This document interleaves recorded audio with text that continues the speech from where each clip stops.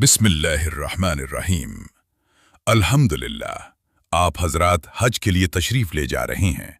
अल्लाह ताला आपके हज को हज मबरूर और मकबूल फरमाए। अल्हम्दुलिल्लाह। जो लोग नमाज के पाबंद हैं उन्हें चाहिए कि दूसरों को भी नमाजी बनाने की फिक्र करें। इस अजीम काम के बदले अल्लाह ताला आपको अजर अजीम अता फरमाएगा।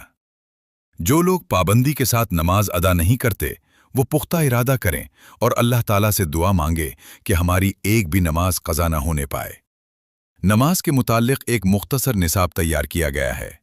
इसमें से जो कुछ याद नहीं है उसे याद करें और इस मुख्तसर निसाब को सीखकर इब्तदा ही से 5 वक्ता नमाज की पाबंदी करें। फिर आहिस्ता आहिस्ता निसाब दोम याद करके अपनी नमाज को बेहतर बनाएं और हर नमाज के बाद ये दुआ एहतमाम से करते रहें। या अल्लाह, हमें इल्म व अमल में ऐसी तरक्की अता फरमा कि हम बेहतरीन उम्मती बनकर जन्नत के मुस्तहिक बन जाएं। आमीन या रब्बुल आलमीन।